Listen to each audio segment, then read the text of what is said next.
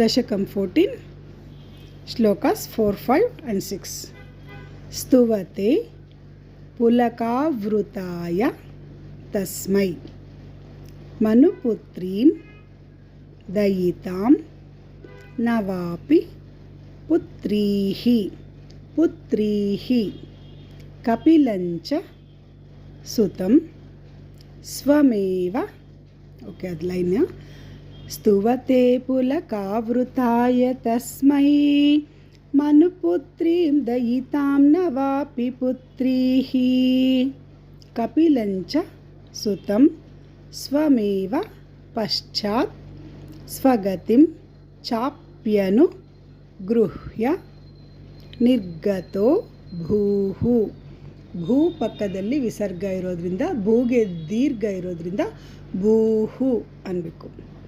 ಕಪಿಲಂಚ ಸುತಂ ಸ್ವಮೇವ ಪಶ್ಚಾತ್ ಸ್ವಗತಿಂ ಚಾಪ್ಯನುಗೃಹ್ಯ ನಿರ್ಗತೋ ಭೂಹು ಸ್ತುವತೆ ಪುಲಕಾವೃತಾಯ ತಸ್ಮೈ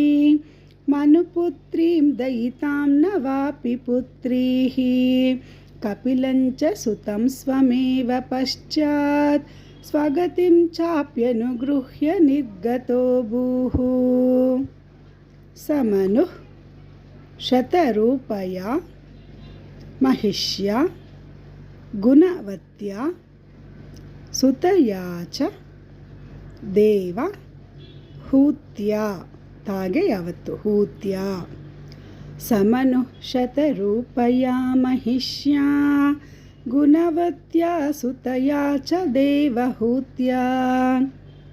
भवदीरित नारदोपदिष्टः समगात् कर्दम मागति प्रतीक्षं भवदीरित नारदोपदिष्टः समगात् कर्दममागति प्रतीक्षं समनुः शतरूपया महिष्या गुणवत्या सुतया च देवहूत्या भवदीरित नारदोपदिष्टः समगात् कर्दममागति प्रतीक्षं मनुनोपहृतां च देवहूतिं तरुणीरत्नमवाप्य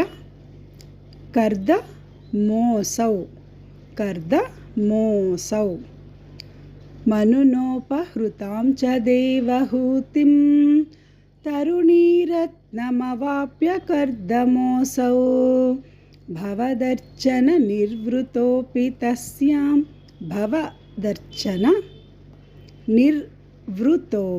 निर्वृतोऽपि तस्यां शुश्रूषणया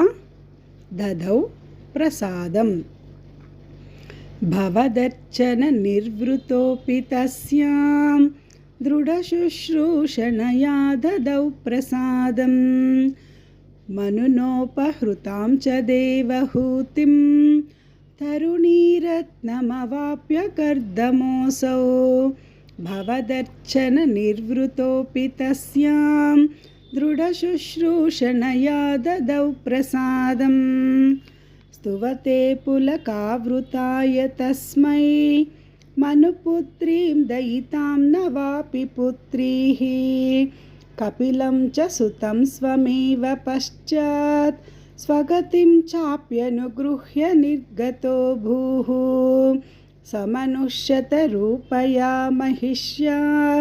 गुणवत्या सुतया च देवहूत्या भवदीरित नारदोपदिष्टः समगात् कर्दममागति प्रतीक्षं मनुनोपहृतां च देवहूतिं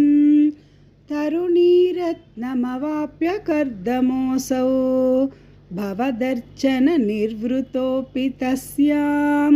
दृढशुश्रूषणया ददौ प्रसादम्